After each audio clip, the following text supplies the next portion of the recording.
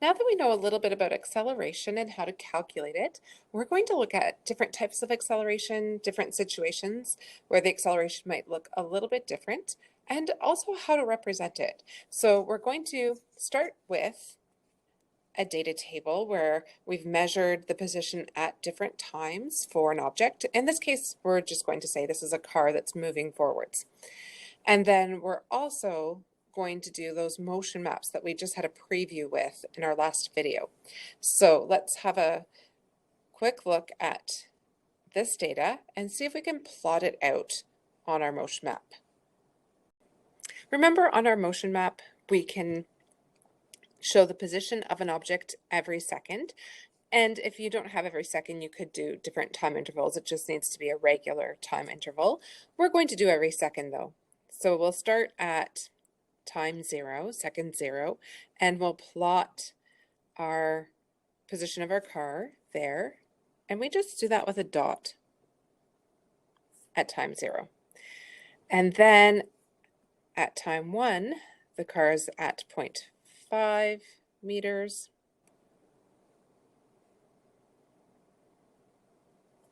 Which is pretty close. And then we can keep going. Time 2, that car is going to be at 2 meters. At time 3, 4.5 meters. And at time 4 seconds, the car will be at 8 meters. And at time 5 seconds, 12.5 meters. So I'm just going to do a little bit further than 12 here. So that's the basics of our motion map. It might help to put in your times. You don't have to, but I'm going to just to keep track of the 0, the 1, 2, 3, 4, and 5. A lot of people forget about that 0 time. And the other thing that I want to do is put arrows after every dot so that we can see the direction that this is going. So I'm just going to try and squeeze in a small arrow in that first one. And you can see, just like our last video, that every second the car is going a little bit further. So this means that it's speeding up every second, or we can say it's accelerating. So here I'll just write that it's getting faster.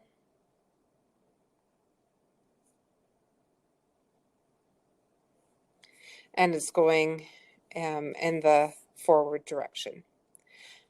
Let's now take this and graph the information and see what we get in graph form. I'm just going to start by adding numbers to my axis.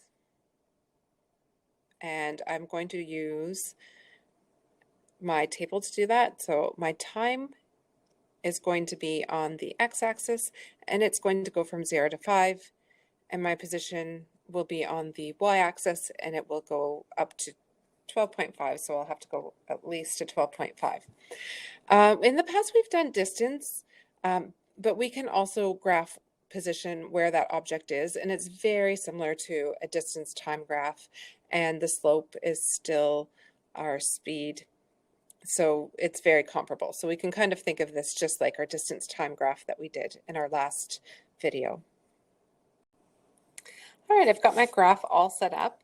I put my position on the y-axis, and I made sure I labeled the quantity name, the symbol, which would actually have a vector sign over the top, and the units. And on the x-axis, I did the same. I labeled the quantity, the symbol, and the units.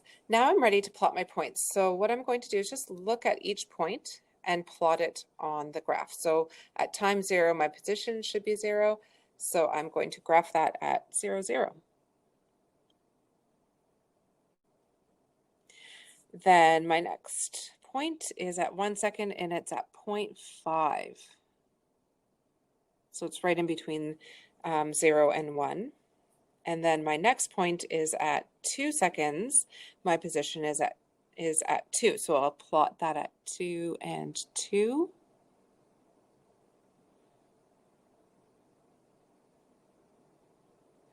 Then my next point is at 3 and 4.5.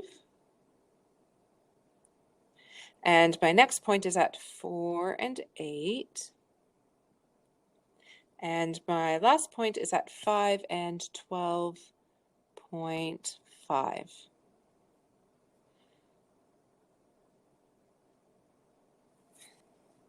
Now that I've plotted this, I can see that as time goes on, it moves up a little bit at first, and then it starts to move further each second and further each second. So it ends up curving upwards. So when you have an object that's moving faster and accelerating, you will see it curve up. So it's moving faster in the forwards direction.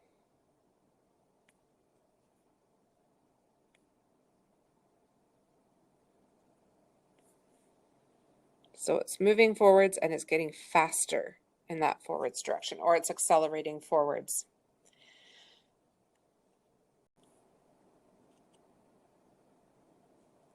The last thing I want to do is on my graph show a trend line, so an overall shape of that graph. And before we have done our line of best fit where we would draw a line that fits through the points, but these points don't form a line, so we can't do a line of best fit. They do, however, form a curve. So I'm going to just sketch a curve so that it goes through as many points as possible. So we don't want a curve that's going to be going up and down like that. We want it to be a nice smooth curve. So if we can't 100% fit all of the points, I still want to keep it as smooth as possible. And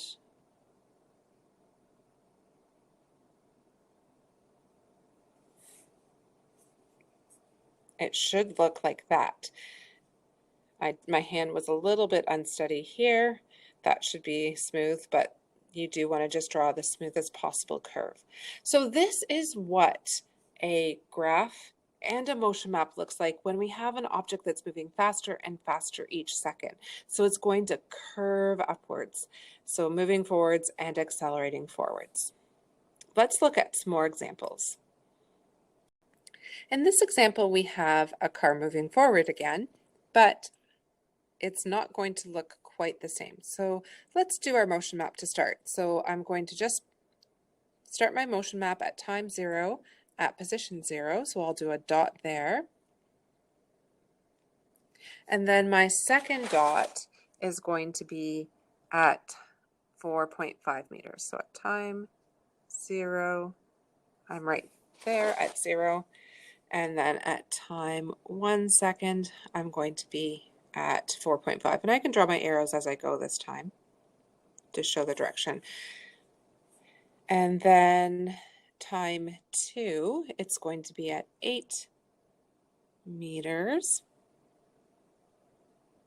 Maybe I'll just write the seconds to save a little bit of time.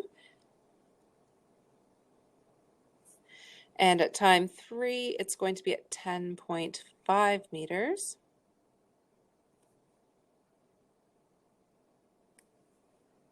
And at time 4, it's going to be at 12 meters. And at time 5, it's going to be at 12.5. So it's really getting small at the end.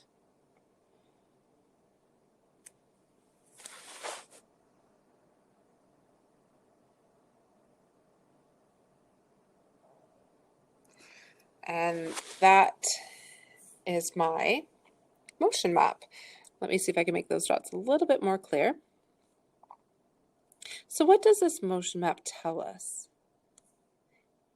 Instead of the arrows getting longer, like in our last example, we're starting with long arrows and they're getting shorter and shorter and shorter. So the car is now going less distance each second. So it's slowing down because it's not going as far each second.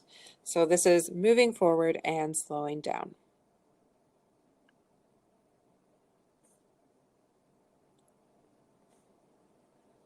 So usually if you were talking about a car in real life slowing down, we say deceleration, but in physics, we only talk about acceleration. So we'll say it's accelerating, but it's accelerating so its speed is getting smaller or it's slowing down. We can also plot a graph for this as well. So when I go to graph this, I'm going to start at 0, and then at 1 second, my car is going to be at 4.5 meters forward. 2 seconds, it's going to be 8 meters forward. At 3 seconds, it's going to be 10.5 seconds forward. At 4 seconds, it's going to be 12 meters forward. And at 5 seconds, it's going to be 12.5. So what's happening is I started going very far or rising steeply, and then as the car slows down, the curve will start to rise less steeply, and it curves, so it's becoming more flat. So in this case, we had our car moving forward, and it's accelerating, but accelerating so the velocity or the speed is getting less. This actually means that the car is moving forwards in a positive direction. It actually means that the acceleration is negative, so it's in the opposite direction or a positive direction. And here my acceleration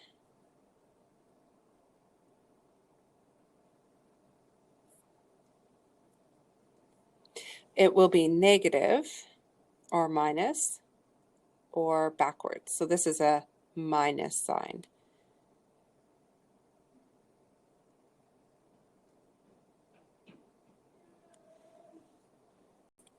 So a very important rule is if our acceleration is in the opposite direction to the motion, the object's going to slow down. So my object was moving forward, and here the acceleration is backwards. It's slowing down. But if the acceleration is in the same direction as the motion, the object will speed up. And I would actually write this down and keep it somewhere. It's a very important rule. So we can see when the object's moving forwards, the position is getting higher on the graph, and if it's getting less steep, it's slowing down, and in our other graph, when it was getting more steep, it was speeding up. Let's try 2 more, and you might guess we're going to be moving in the backwards direction for these next 2. Now in this example, we're going to be moving backwards. So we're going to start at 8 at time 0, and then we'll move backwards to 7.5, so pretty close at time 1 seconds.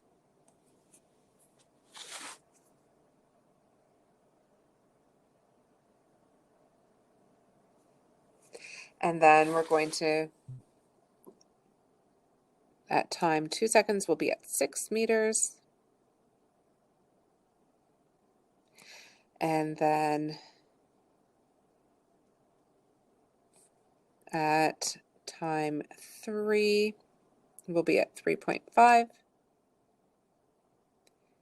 So I'm moving backwards, but I'm also going further each second. So this was at 3 seconds. And then at 4 seconds, I actually end up at 0. So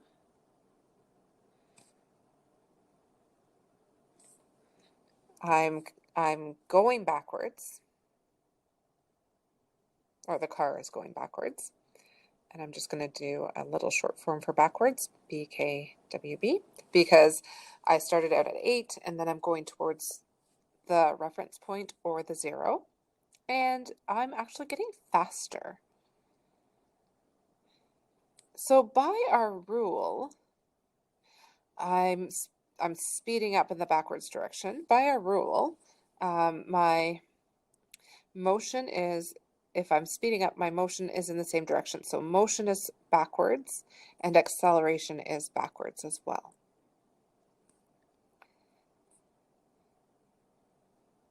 So what would this look like on a graph? So when I go to graph this, I'm going to start at time 0 at 8. So instead of starting, we've always started at 0, 0 in these examples. Now we're going to start at time 0. We're going to be at 8, and we're going to go back towards the 0 mark. So it's going to go down. So 8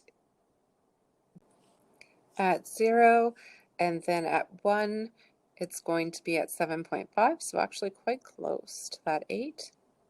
And then at time 2, we're going to plot 6. At time 3, we're going to plot 3.5. At time 4, we're actually going to plot it at 0. And then we'll draw our smooth curve. Oops, let me try that again. Our smooth curve through those points. So we can see that it starts out going backwards because it's going down. It's going towards the 0 of this graph. As it starts out, it's going down not too steeply, but then it goes steeper and steeper, so it's going faster. So because it's getting steeper,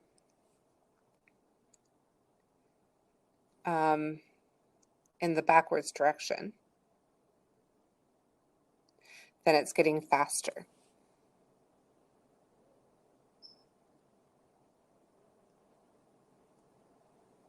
And then our rule follows that if the motion and the acceleration are in the same direction, it's going to be speeding up. So we can tell it's speeding up and the motion is backwards and our acceleration is backwards. Let's try one last one.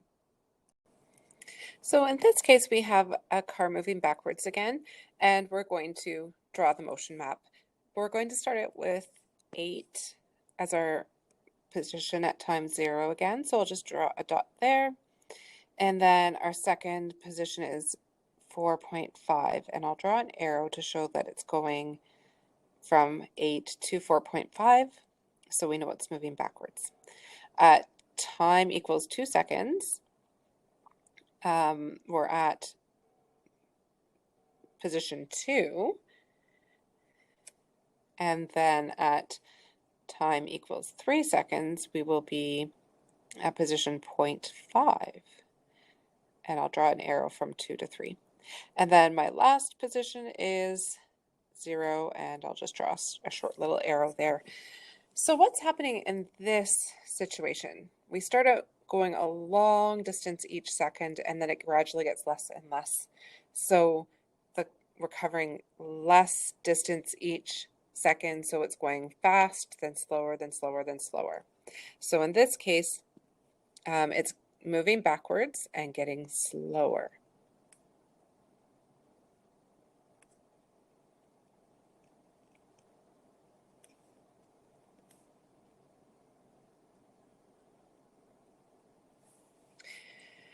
So let's also plot the graph. And again, I'm going to start with my time 0 at 8 seconds, or sorry, 8 meters. And then at time 1, I'll be at 4.5. At time 2, I'll be at 2 seconds.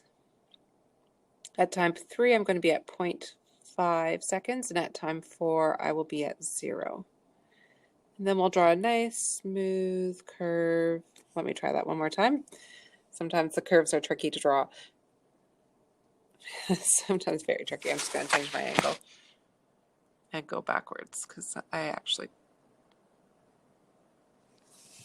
So it should look approximately like that. It's a little bit tricky on the computer to get it exact, but it will curve down. So it starts steep, going backwards steeply.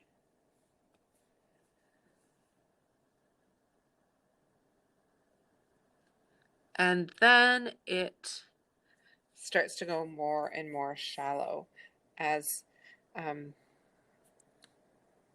it moves backwards. So we know it's getting slower.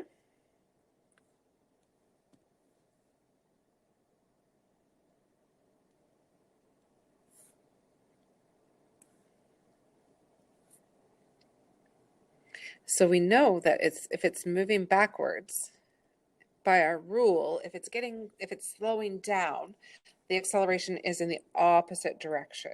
So acceleration is, or you could also say it's moving in the negative direction. So acceleration is forwards or in the positive direction. So they're going in opposite directions. And that's a summary of how to graph and show motion maps for acceleration. We're going to look at velocity time graphs next and how we can take these four motions and show what's happening with the velocity on them.